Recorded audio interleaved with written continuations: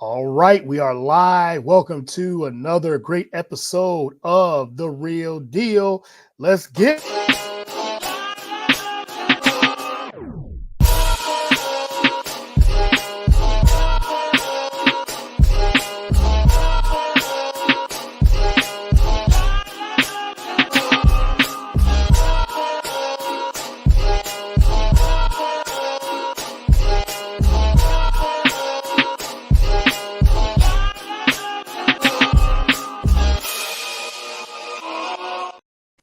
All right, welcome to another episode of The Real Deal. I'm your host, as always, Courtney Harden. Happy June 1st.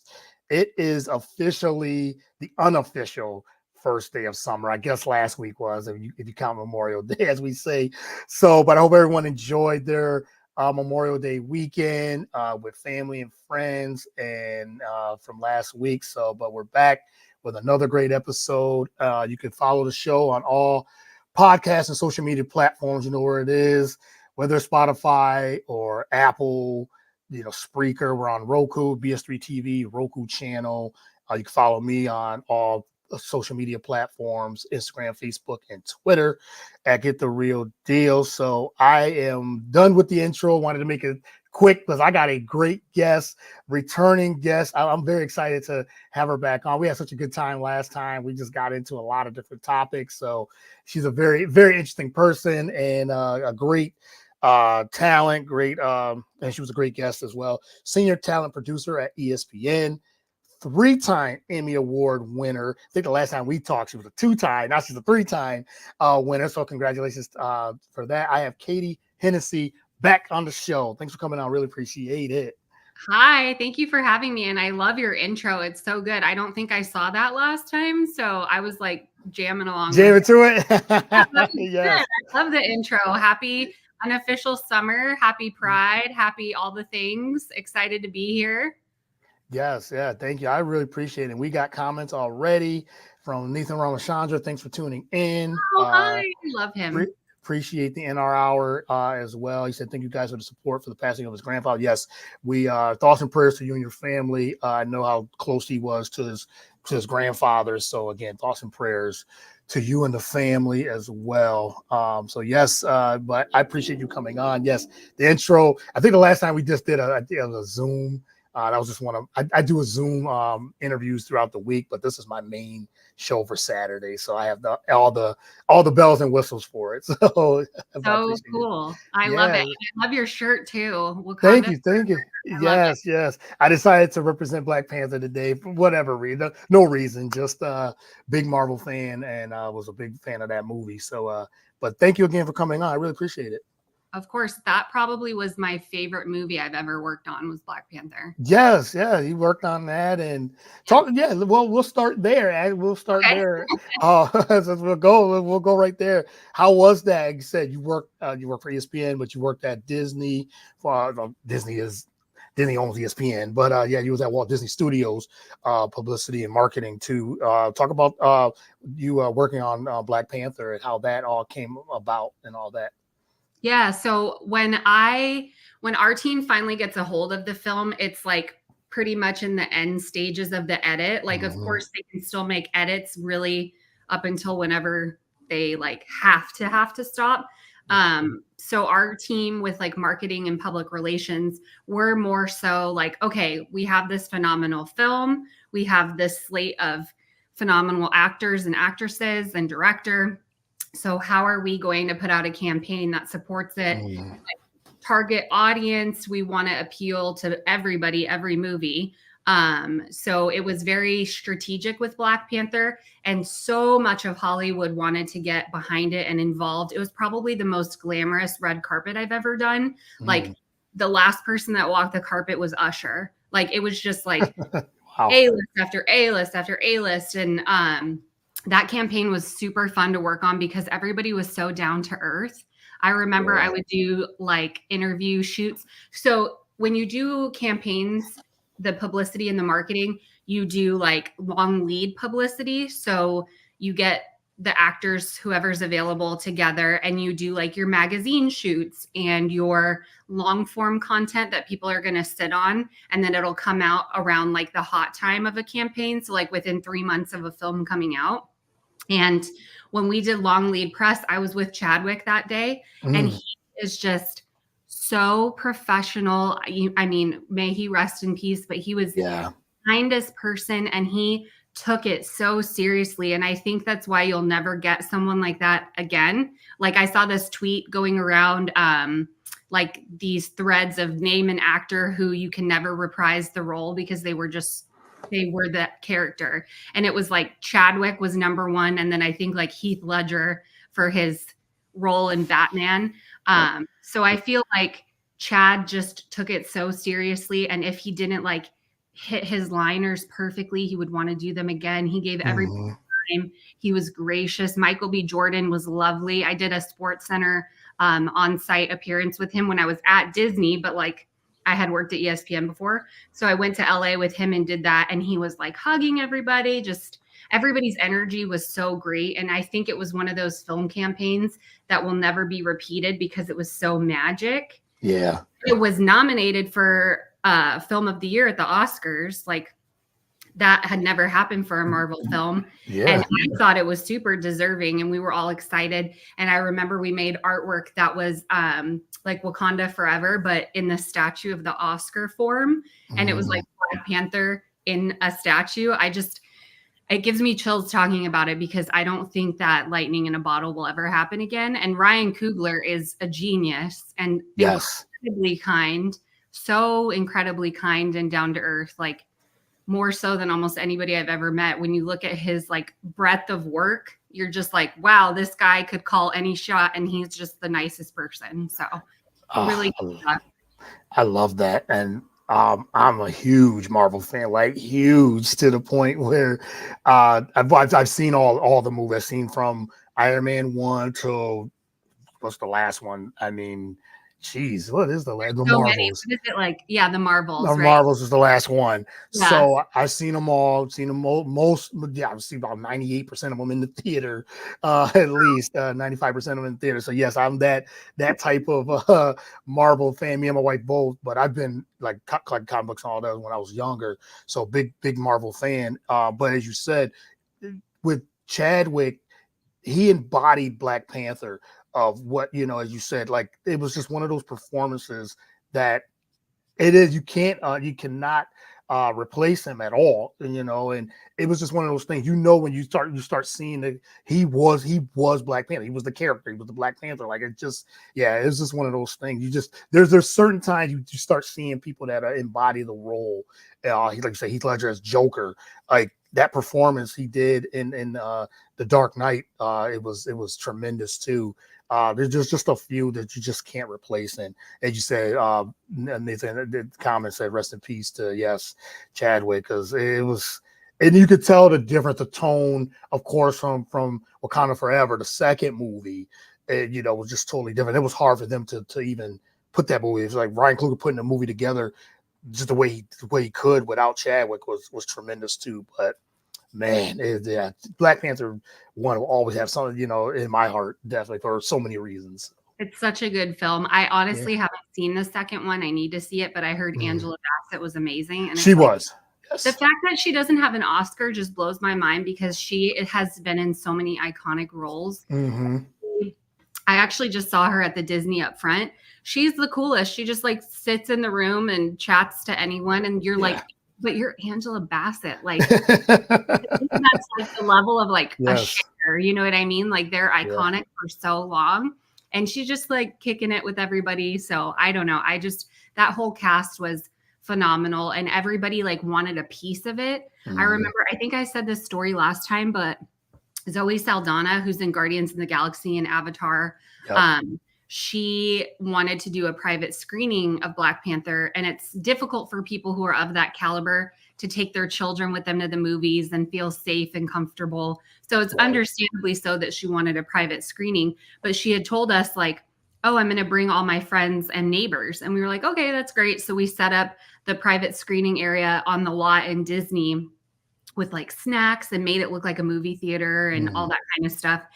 And nobody knew who her neighbors or like friends were. The elevator kept coming up with people individually, and it was like Mila Kunis and Ashton Kutcher, and then it was Cameron Diaz, and then it was Adele. It was like her neighbors are those people, and you just were like, oh my God, this film has like catapulted where everybody in every space of entertainment like wants to see it, you know? So they like made this opportunity happen with the studio, and they all got to see it, and they really enjoyed that they were able to like relax with their kids and not feel like, hey, if that group went out to the movie theater, like that would be extremely uncomfortable. Right.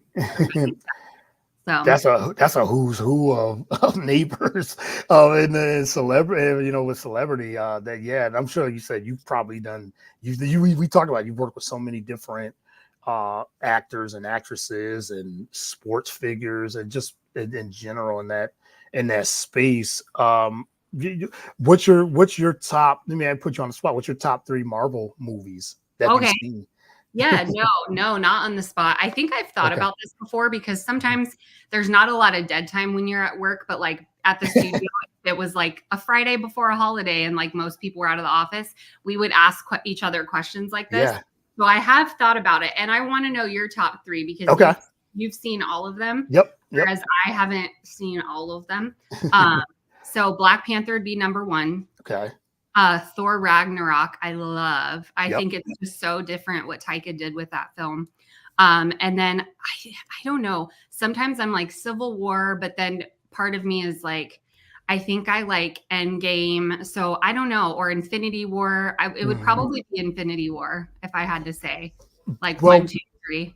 We definitely have the same taste. I got for sure. We definitely do. And like I said, I've seen all 30. I think there's, I don't know, it's got 33, 34 now movies. Could be more, 35 maybe now. I lost count. But Endgame to me is the best movie. That to me is my favorite movie from beginning to end. It was like the perfect ending of the saga of the Infinity Saga of that was at that time, that was 23 movies at that time. So so Endgame, Infinity War is number 2. Okay. Number 3, probably No Way Home. Spider-Man was my 3rd favorite. Okay. Yes. So, and then around the top 5, it'll be Black Panther and it's between Civil War. Winter Soldier is up there too. Winter Soldier was one of my favorite because it was so different. That was from the first Captain America movie. It was a different tone. It was more spy political. So it was so good. That was just on TV the other day too, during Memorial Day weekend. So me and Mark was watching all those. We watch every time they come on. We watch them. We're just watching. We're like, we done seen this movie like 50 times. Like, why are we watching this? But yeah, Winter Soldier. They're just so good. There's so many. They're so good. I want to see where Marvel goes now because I know it's been back a lot of things, you know, like they got so much going on. There's so many storylines. They're trying to put it together. I don't know if they're trying to catch the magic of still what they had, you know, from 2008 to 2019, and then the pandemic hit, and then they had to kind of recalibrate, and you know, so yeah, but we have the same thing. I love Thor Ragnarok. I think that's top 10. So I can go on and on. So, it sounds like you have good knowledge on it. I'm like not a super fan like that, but I'm like, I like these ones. Yeah, no, but it's cool. Like you said, you worked on some of the marketing. What other movies have you worked on with the Marvel with marketing? Did you work on a variety of them, each one? Yeah, so I worked on the films from 2014 until 2019. So I got a good chunk of like the time that you were talking about. I worked on Guardians. I worked on Black Widow at the end of my time at Disney. Yeah. They were like at Comic-Con. That was like the last big event that I did at Disney was that Comic-Con where it was like Natalie Portman coming out and she grabbed the Thor hammer. I don't know if you remember that Comic-Con. It was probably the most iconic Comic-Con that has ever happened.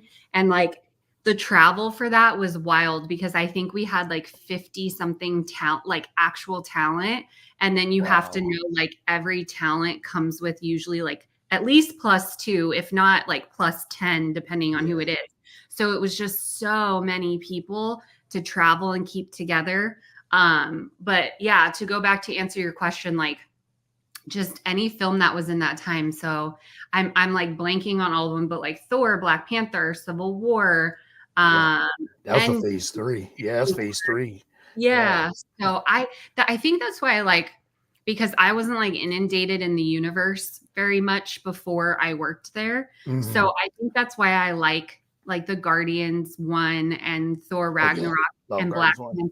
Panther, because I feel like you don't have to know everything. There are Hmm. super fans, and like that's the core base of Marvel Studios fans, which is phenomenal. But if you're someone who's new to it like me or just jumping into it, you can watch those kind of films Yes, absolutely. and feel like you're not missing anything. Whereas Right. sometimes I feel like in larger sagas, like you have to have some base knowledge or start from the beginning. But I feel like with Marvel, you can kind of pop in and out. It's a different level of entertainment, I think. Yeah, and I agree. I think, and yes, I think that's how they set those stories up too. Is that you don't have to be, as you said, a super fan or Right. fanatic, because there's a lot of a lot of fans with that knows the comic books from top to bottom, from beginning to end. But it's more of fans could just come in and say, hey, I like this character, I like this team, I love, Yeah. like you said, the Guardians of the Galaxy.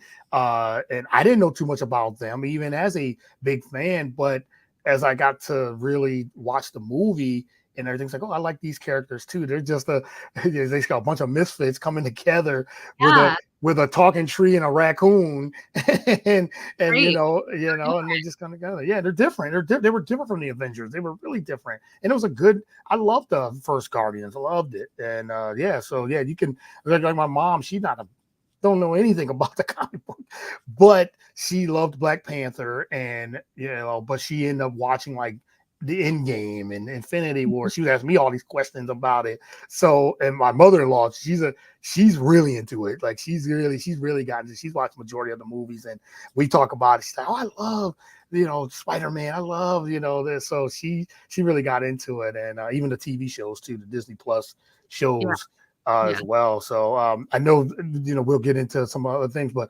X-Men '97, that was the last thing that was tremendous. So if you want to get back into like the Marvel, X-Men '97 animated series was so good.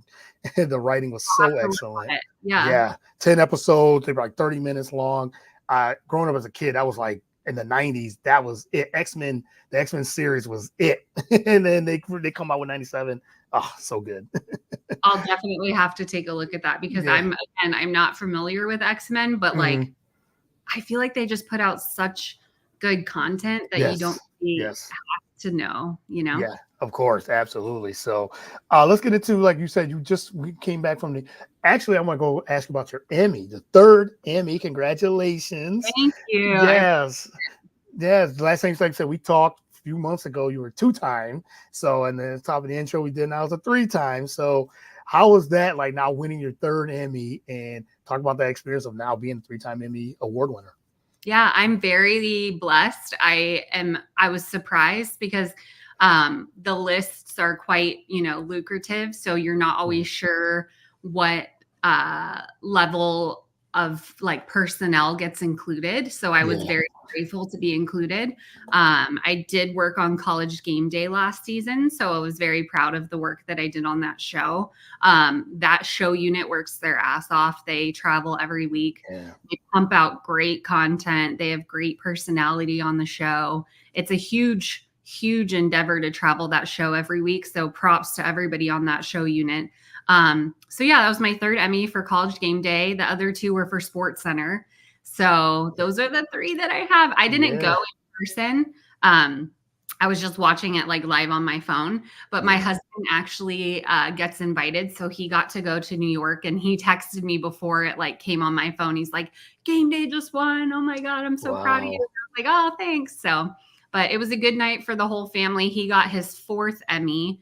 So he has one for E60, two for Sports Center, and then he just won one for Peyton and Eli. That's the show that he works on. So wow, you guys are just the Emmys. Just you guys are Emmy'd up, as you said. yeah.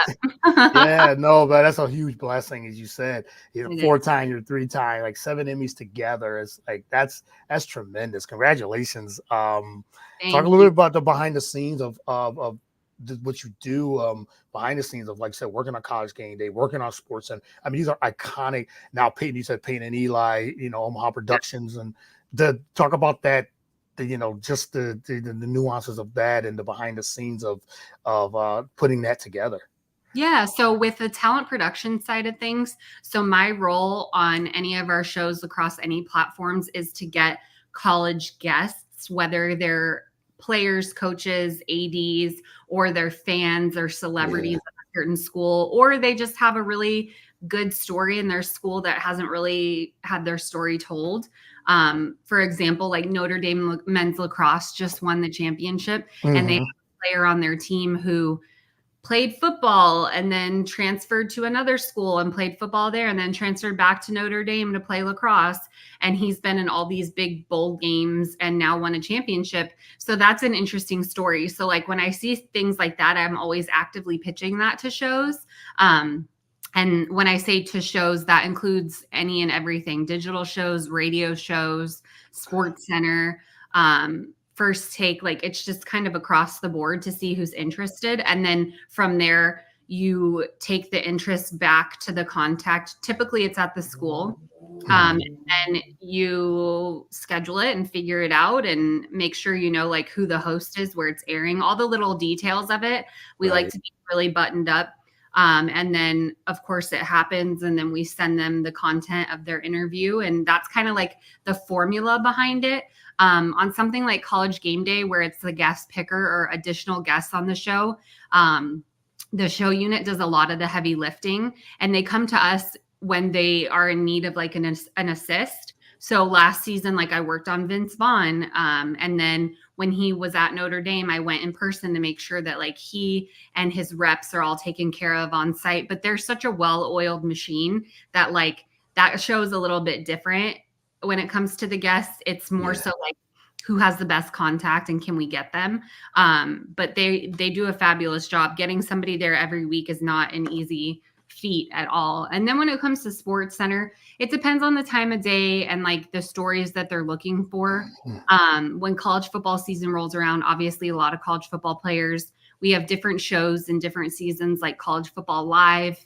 And then you have your college basketball shows, or you have like Hoop Streams, which is a digital show for NBA, WNBA, college basketball. So it just kind of depends on the season. And we're always looking ahead. We're looking at who's the next big thing. We're scouting in high school. Like we're doing all these things to make sure that we're coming up with unique content and telling their stories in the right way.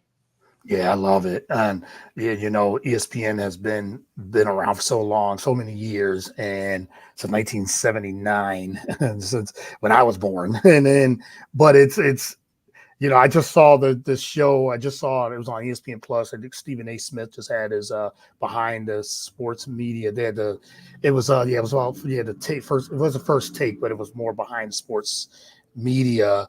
I love that show. What they were doing. It's just behind the scenes, and I enjoy those things, the behind the scenes things. And as you work through that and work with that, I just thought it was interesting just to hear that perspective of the things you work on, and because I think some people don't understand what it takes to put a show together, something like a Sports Center, and I think it's good to educate that.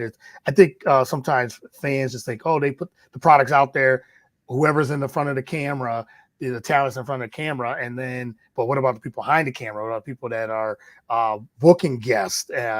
There's so many different layers to put a broadcast together. I find that fascinating, interesting.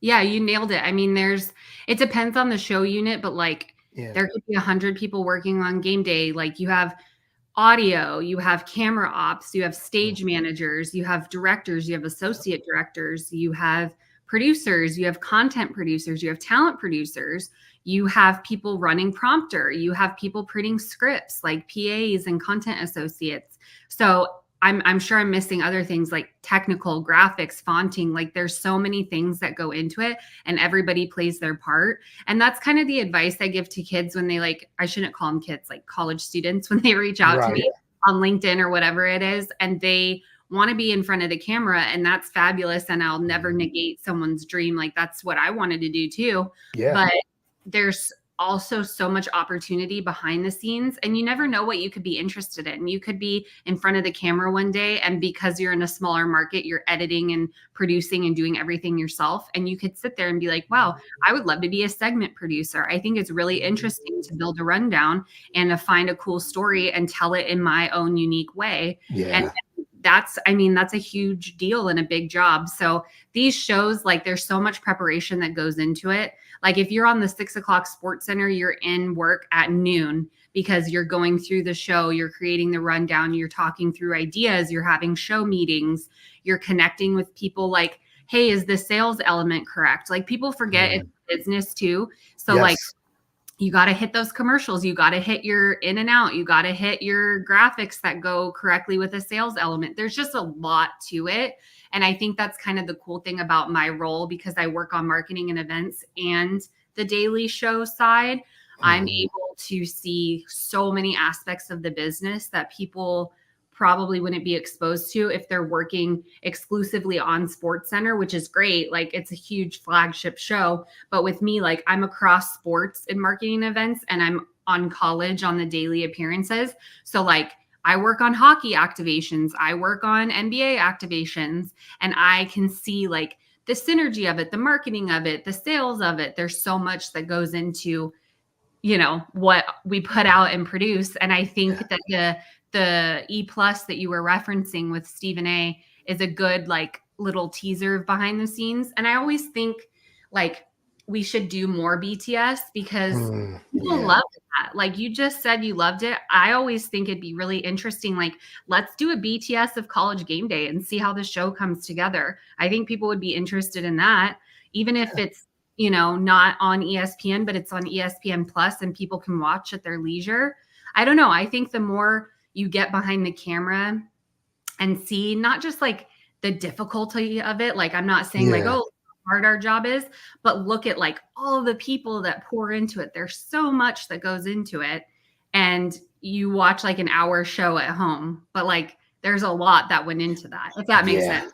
No, there's hours of, yes, you're right, hours of preparation to get that hour show to, you're right. And College Game Day is, like you said, one of the greatest studio shows ever. You know, it's always them and Inside the NBA. It's like those two iconic. Are iconic shows, and you know, award-winning shows. Then they said Sports Center's been going on for so many years. They decided PTI. They were. I love PTI. Love PTI. And Around the Horn, I love those two. On the Horn, Around the Horn. And I'm like into it. Like you don't. It's like what we were talking about with Marvel. Like you don't need that base knowledge. You can jump right in because they're going to give you like a digestible, like consuming experience where you're like, oh, I didn't know that the Lakers were doing so bad, but they're going to hit it and they're going to move on and they're going to hit so many topics. Sorry, not to interrupt you, but those are the kind of shows like if people are like, I'm not really into sports, like those are the not entry level, but like if you want to just start with something fun and lighter, like watch Around the Horn. You don't have to delve into every major sports story. And all those people have such personality. Like I love Clinton Yates. He's a good friend of mine. He's fabulous. And like you're going to get their POV, which might be different than mine, which might be different than someone in Minnesota or Michigan or whatever, you know? So I'm obviously passionate about our content. I love it. I love it. As a fan, you know? Yes. And since I have you on, maybe you could put a good word in for me to be on ESPN. Just saying. Yes. You have it. You are the real deal, for real. You are great.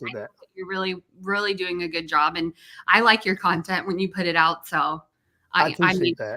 Absolutely. There's space for everybody too. That's the thing. Like people always ask me how difficult it is. And it is difficult to get into it.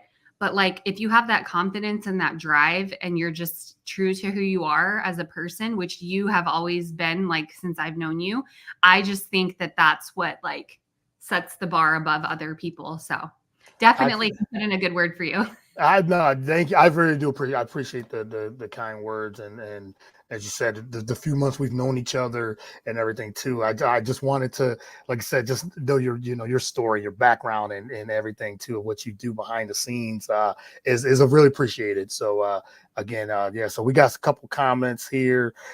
Nathan says he spoke.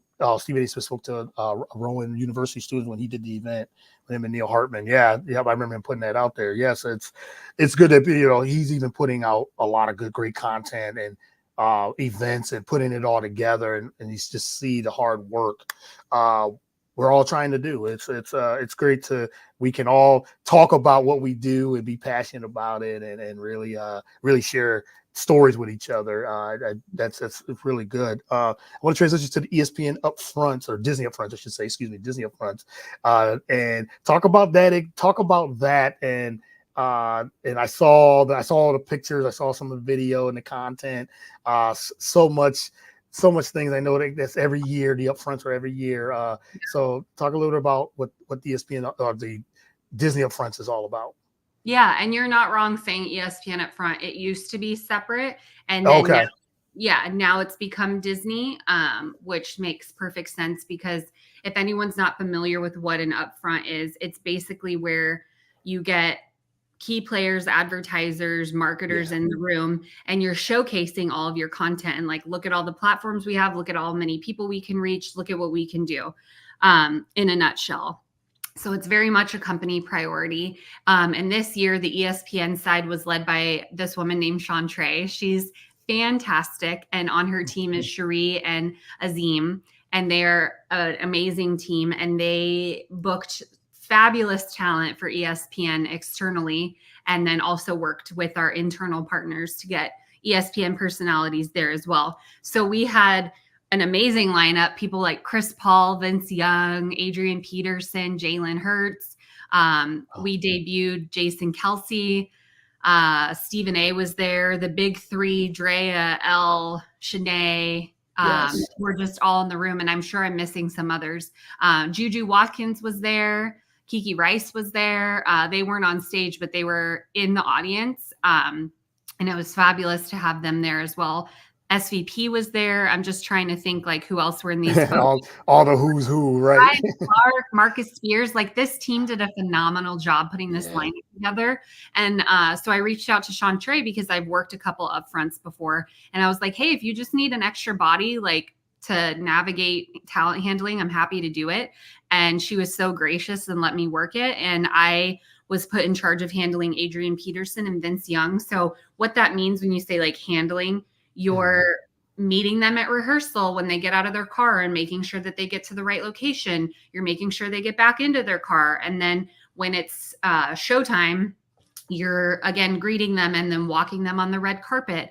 And not everybody has red carpet experience. So if a rep is with their talent, like, that's fine for them to walk them down the carpet, because essentially what that means is you're doing a photo pen of photographers. So you're walking down that. Everybody's seen how that looks when they're like over your shoulder, this, that, blah, blah, blah. Yeah. And then you get down to the press line and you're kind of advancing your talent. You're going to all the outlets and saying like, here's who I have. Are you interested? And you're trying to line up interviews so that as they're wrapping up photos, you're like, oh, I have E! News. Oh, I have so-and-so. So I did that with AP, and then Vince Young's rep walked him. And then I made sure that they got to our talent area.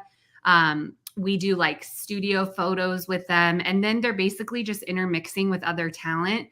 And it's showing the breadth and the power of the Walt Disney Company. Because again, like in the room, you have Angela Bassett, you have Sterling K. Brown, you have everybody from Abbott Elementary. You know what I mean? Like the Kardashians are there. It's just like, I'm not a huge Kardashian fan, but they came to mind because of Hulu. But anyway. Yeah, they've been showing it on. Yes, they've been showing the commercial on Hulu. Yeah, you have Disney Channel stars. You have people from the Marvel universe, like we talked about. So it's just kind of a range of human beings and talent. And we actually had the CEO of the company there this year, Bob Iger. So that was a huge deal. But yeah, we had our portion. The stage manager pulled them for stage time. And the two that I was with were highlighting the SEC on ABC this season. So they were on stage with Desmond Howard, and they were talking through like Texas and Oklahoma are in the SEC this year. And we have the two biggest stars to ever come out of those schools here. Like, look at the power of ESPN. So I thought it was massively successful. Again, I cannot shout out Chantre, Cherie, and Azim enough. They did a fantastic job, and I was just lucky enough to help them on that day. So it was fun. Yeah, like you said, a lot of work, as you said, stay busy, you know. Is it just, yeah. I was gonna say, is it it's a couple of days or just the one, is it like a whole? Yeah, so for me, it was just one day because I was just there on like the on stage day. Right. For the people who did like Chantre and other people who did the massive preparation, I'm sure they got in town sooner than that and were working through things and schedules and different things like that, because you're traveling these people in and you're making sure they're in their cars and hotels and just kind of all the little things that people don't realize go into it. These people just don't like show up the morning of and are ready. Like, there's preparation to it. Yeah. But for me, I got in my car at 5 a.m. to go to New York and got to New York at like 7:30. Had a little yogurt at the hotel and then was ready for walkthrough at 8:45. And then I left the up front at like 7:30 at night. And then I got back to Connecticut at like 10:30, and that was my day. busy day. I mean, like you said, Right. you said you're built for this. You love it. So it's a passion of yours. So it's not, even though it's busy work, but it's something you love to do. So, you know, I love the upfronts are really I just seeing them, just watching them like on YouTube or whatever, or social media. It seemed like it's a great event. And just to see all the people there come together, you said advertisers and others, not just the talent, but everything else. Just put it all together. I think it's a very good event. Seems like. So. And I had a talent come up to me, and they said that they'd participated in another upfront for a different company, and they were like, "This is totally different." I was, I know Disney does it different. Disney has like, there's like A+, and then there's Disney. So right. I'm always proud to be part of the company, and you look around and you're like, oh my God, is that so-and-so from that? Like, oh my God, they're so it's exciting to see who people get excited about. A lot of our talent wanted to take photos with Sterling K. Brown, who's amazing. So it's a cool thing. Thanks for bringing it up. It was super fun. And that team's great to work with. They do. So like, they're also working in talent, but they're working on like E60s and films, and that project that you mentioned with Stephen A. Smith on E+, that's their side of the business where they're getting talent for all of those things. Like that documentary that just came out with Caitlin Clark and Kiki Rice. Oh, yes. Yeah. So they're working on that side of the house for talent. So what they do is incredibly important, and they get huge names constantly. So they're very great people in our company, and they're even better human beings. So I love being friends with all three of them. Yeah, and then you mentioned the big three: Shanae, Andrea, and Elle Duncan. Like, finally, damn! I know these girls have been talented for forever. You can look at my old tweets. I'm like, Andrea is going to be the star of ESPN. I tweeted that like 4 years ago. Like, she is so good. But yes, they're phenomenal, and again, even better human beings. Yeah, and the chemistry they presented during the NCAA women's tournament, March Madness. It was just like, yes, this is the type of show. I mean, we even had like, my wife doesn't even, she like I said, she loves sports, but it's more of like she had to get into like the first takes and things like that. But when we were watching the studio show, which I eat that stuff. I eat all that up. But I was watching it, and then I was telling like, hey, you got to watch these three, how they just, their chemistry was off the charts. And we were like, we need more of this. We need more of them. Yeah, I fully agree. And I'm so glad you brought them back up, because when we were talking about game day and then talking about inside the NBA, I immediately thought of them, because I'm like, that's the vibe. Like, these girls these women are creating an iconic brand right now, Yeah. and we are now lucky enough to see it from the beginning. Yep. And the fact that their chemistry is just off the charts, but it's not only that, like, they're knowledgeable. They Yes. know their shit. They're kind. They're personable. They're everything that you would want. And then it just like sparkles. I Yeah. don't know how to explain it. Even my husband, because he worked on women's college game day and then also the national championship with them, like on the road with them. He works Yeah. on women's college basketball properties, which is exciting because I think that's massive. And it's like finally people are noticing, but Yes, that's a whole nother topic, right? Yeah. but Mhm. I am so proud of him. But he would text me whilst the show is going on and like, this is magic. And I'm like, I know, I'm watching Twitter and everybody's like, don't break them apart. Yeah, don't break them apart. They're No. so good and they're so kind and down to earth. Like the three of them are just, I mean, amazing collection of people. And you could tell the friendship. I know Elle Duncan, she's talked about Andrea and Shanae, like her kids love them. and then I've seen some things on Instagram, but Elle she just said that they love Andrea, they love Shanae, like they said knowledgeable. Like I said, the chemistry is one thing, and it's not manufactured. You know, that's like real friendship, real chemistry, and on top of that, knowledgeable. They were talking to like somebody, for people that don't really follow sports, to understand, which I really enjoy. They weren't yelling at each other. I mean, that's, anybody likes, debate shows and all that. There's different things for different people all the time. I watch that too. I watch the debate shows. I watch all those things. But to see a show that you could just tell, like, yeah, we're getting everything from this. Like, you're getting understanding, you're getting the game, you're getting X's and O's, you're getting all those things on top of them having fun. They're not taking themselves too seriously. I just love it. Like you said, inside the NBA, they do that. College Game Day, they do that. It's just, I love those type of shows. Just love it. I think that's why those shows work too, like the business acumen of it, thinking about it while we're talking about it.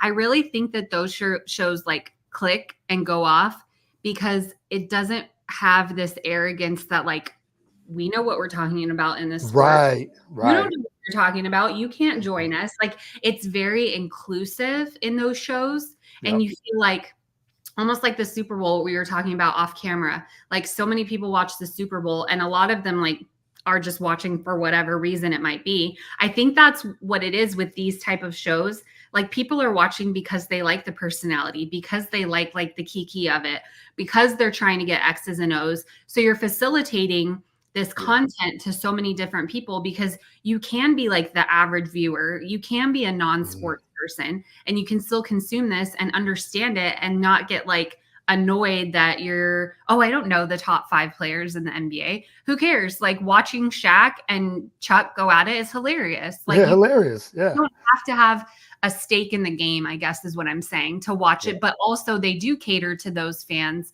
who are diehards. So I think that's why those type of shows are successful and flourish, in my opinion. Yep, exactly. And then you said something like a PTI, Wilbon and Kornheiser, they've been together for so many years, working when they used to work for the Washington Post, and they said that, I remember, the behind the scenes of that, they used to do that in their studio at the Washington Post, and they turned it into a TV show. So he said, we've been debating each other for a long time, and they're going to run through the topics in a half an hour. When that bell rings, they go to the next topic, and they go to the next time around the horn. Same thing. They just have the panel, and they have a lot of different changes with the panels and everything too, which is great because they got different personalities, and and it's just like Tony Reali he keeps it pushing, he keeps it moving. Those are the type of shows I really enjoy. So yes, definitely. So all right, I got 2 more. We've gone. I knew we were gonna go for a while, but I'm sorry. No, this is great. I love this. I wanted to at least have you for the hour, at least at the very least. Forever. You're so fun to talk to. Thank you. You too. I really appreciate that. And but you were just profiled by the Orange County Registry, and I read that story and tremendous writing on top of that. But talk about when you are profiled, how that feels to be profiled by a publication like Orange County Registry? I mean, it feels like coming on your show. Like, I'm so humbled and grateful. Like, I just still can't believe that people want to like talk to me and ask me questions. Like, I'm Right. honored to be on your show. I was honored to be, highlighted, in a paper that I used to read when I was in college, when we actually had physical newspapers. But yeah, Yeah. my time at Cal State Fullerton it wasn't what I expected when I first started. I was a little bit frustrated, like, oh, I'm going to a smaller school. I had just torn my hamstring when I was playing softball, so I was injured. Like, all these things I felt like were working against me. And by my second year there, I was in a rhythm and I was grateful and I was hustling my ass off. And I'm grateful for all the opportunities I got at Fullerton. And I wouldn't be at ESPN, I don't think, if not for the tour that I gave in my last semester at Fullerton. And I'll never forget how the like kind of campus coordinator of like culture, she asked me if I wanted to give the tour because she knew I wanted to work at ESPN. And I was very active in school, which I, again, recommend to college students. Try to be as active as you can and try to make contacts in everything you do, because the wider your network is, you can always pull back and reference with people if you've like made a positive impression. But I'll never forget her kindness and asking me if I wanted to do that. But the other part of that is what I tell people too, you have to say your dreams out loud. If I had never told her, hey, I want to be at ESPN, she would have not known. And she would have picked any other student who wanted to be at ESPN. So if you have like a dream, or you want to do something, say it out loud to people. Like, start telling people. Don't be embarrassed. If you're like, hey, I want to be an engineer and I want to work at NASA one day, say it out loud. Somebody's got to do it. You know what I mean? But it was an incredible honor to be featured. I had worked with the school to do a feature on the internal like school website. And so the OC Register writer had seen that, and she reached out to me and said, hey, I want to feature you. And I'm like, oh my God, yeah, of course. I'm very, again, humbled and grateful when people ask me, because I look back at who helped me along the way. And of course, I always wish I had more help, like everybody would love more help. But I always think if I can give of myself back, like, why wouldn't I? Like, turn around and open the door, help people where they're at, manage expectations, tell people what you've been through, but also understand where they're coming from might be a little bit different. So yeah, I was very grateful, and thank you for looking at it and reading it. That's really nice of you. No doubt. Yeah, it's like it's interesting what you said about helping others, and I think that's when you start to do something that you enjoy a passion, some forget like you were helped along the way too to get where you are. Yeah. And I've always, and I say this all the time, people always ask, how do I start a podcast? How do I start a podcast? I'm going to ask you about that. It's going to be the last question. Yeah. You How had do said I something start about, yeah. So you said how you had put out there, if I started a podcast, who would come on? Which I would definitely. And I always say it to people, always say, well, you've been doing podcasts for a long time. How do you start? And I said, hey, you can just, if you have a computer, a phone, mostly everybody has a cell phone, you could just hit record and just start like that. Start to something that you love to do, or something you like. It's like you might like food. Everybody likes food.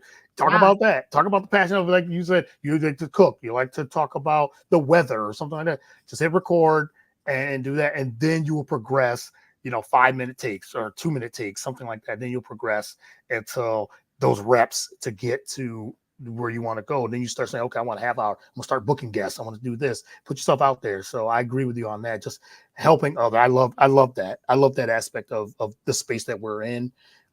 Just helping others. Anytime somebody asks me to come on a podcast, I'm with it. I'm like, yes, what do you want to talk about? Let's just have a conversation. I hope people find me helpful too. I always ask that when I do these conversations with people. At the end, I'm like, was that helpful? Because if it's not, like, you can tell me and I'll figure out a way to make it worthwhile, because not like it's my time, but it's obviously their time. And that's how I like to start every conversation when people do like cold call me or cold email me or whatever. I'm like, okay, here's 30 minutes on the calendar. It's your time. If you want to ask questions, if you want to talk about your resume, if you just want to ask me about what I do, I'm like, it's your time. And if we run out of time, let's set it up again. Be surprised though. Like I carve out time throughout my week to speak to 2 to 3 people a week. That's kind of what I average. And so however many weeks that is in a year, let's say it's like 80 people. I'm bad at math, but let's say it's like 80 people at the end of the year.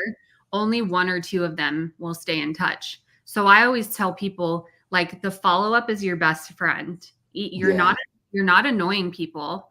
You're actively saying what your dream is and trying to get there. So I have no problem with the follow-up. Am I busy sometimes? Totally. But will I be honest and get back to you and say, hey, that week doesn't work for me. Like, let's look at the next week. And I know not everybody's like me and not everybody has the bandwidth that I do. Like, everybody's different. But I always want to offer people the opportunity. Like, it's your time. You tell me what you're trying to get from me. I'm casual. I will not judge you. It's not an interview. And it's interesting to see what people like to talk about. But yeah, I try as much as I can to, like, I'm not always on LinkedIn. So people, if you're listening to this, hit me up on Twitter or Instagram. But I usually kick my email back to people. I'm like, hey, I don't check this all the time. Email me what you want to talk about and we'll set it up. So I try to be open with it. Yeah, and I like, that's the same thing. And just try to be open. Like when we connected, we connected on LinkedIn, but then you say, here's my email too.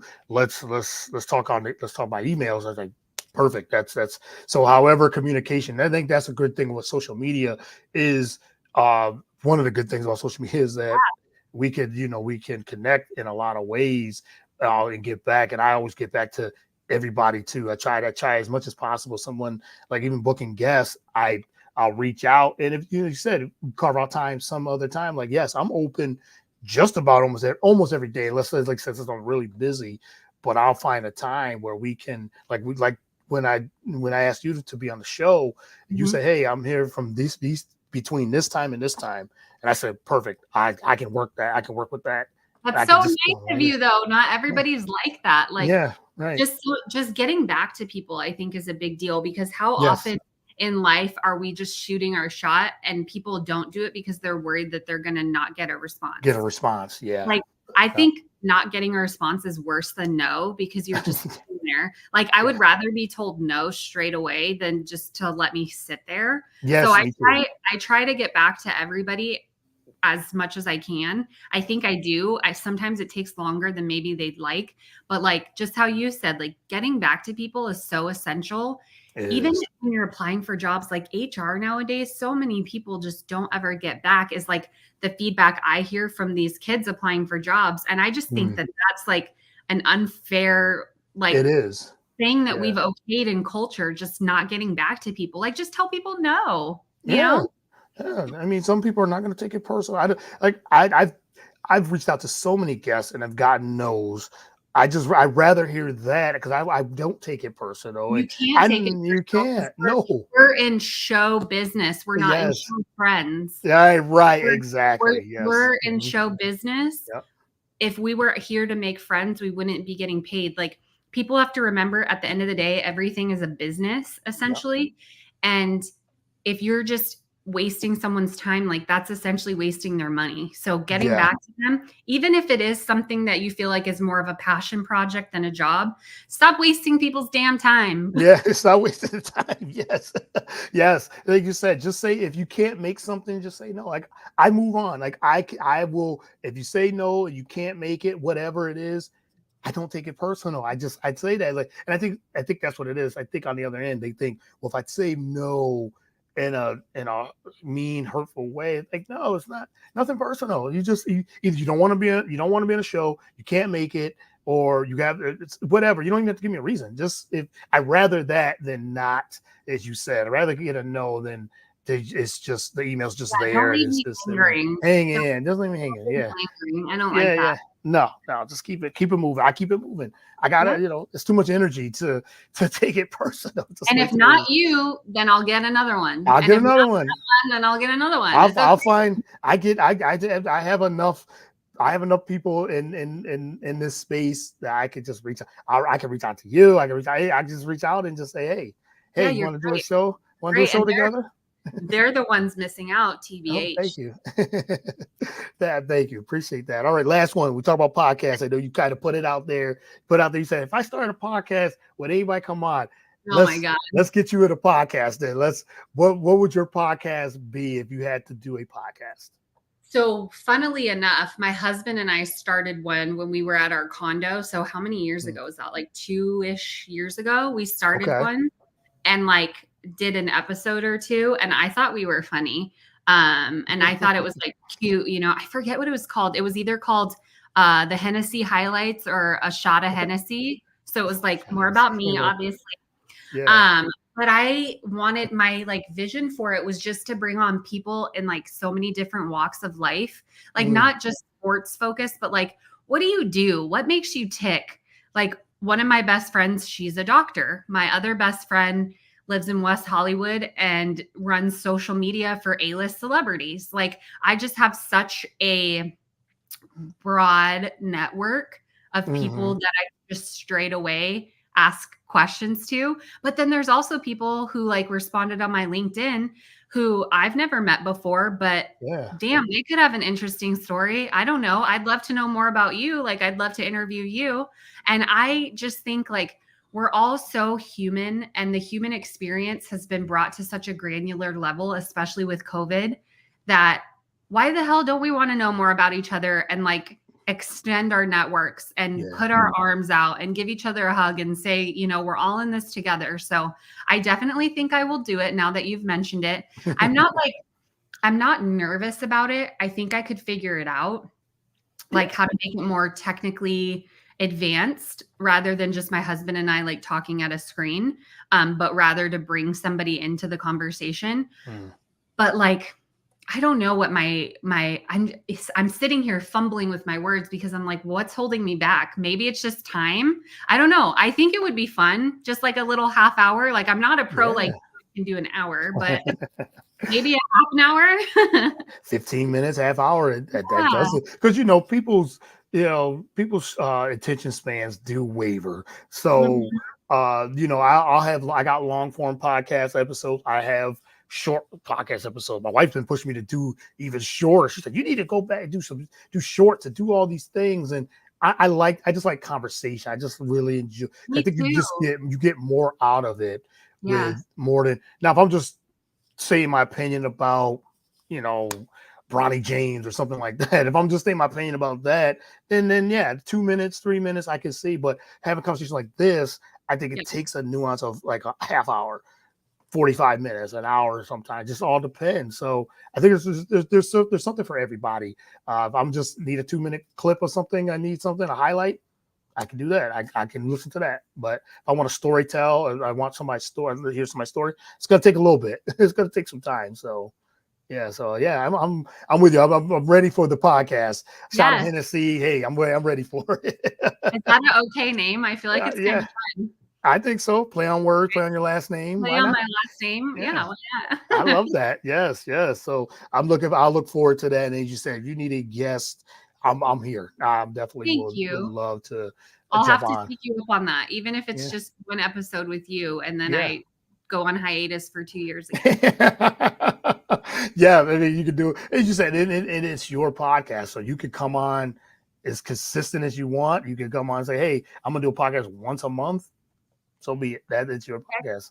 Do it on your time, and when it sees fits. I mean that's a good thing too. Love it. So if you got what's his name? He said, Katie, make it happen. Oh my God, he's the sweetest. He asked me to come on his podcast again, and I have like a little bit of a jammed weekend, but I'm hoping to make some time work with him soon. Yeah. So yes, and me and Nathan, we talk a lot too. And everything. We've linked up, years ago, quite a few years ago now, during the pandemic actually, and I've done so many shows with him together too. So really good guy. So, but Katie, this has been a great time, great hour. I really appreciate it. I'm glad we got to extend it from before. I think we did a half hour last time, so I'm glad we got to really dive in the time, and I really appreciate your time and everything too. And we adjusted the time frame too. So, but let everyone know where they can follow you, reach out to you on social media? Yes, reach out to me on social media. Are you asking me what my social media Yeah, is? yep. Okay, sorry. So Twitter or X, whatever you want to call it, I'm at KAY_Hennessey. And then Instagram, I'm just Katie Hennessey, one word. And I'm not on Facebook. So just those two. I'm mostly on Twitter. LinkedIn, you could search my name and my picture comes up. Hit me up wherever. I'm happy to answer questions or give advice or just be a sounding board, you know? Yeah. Yes, I Not really everybody enjoy. wants advice.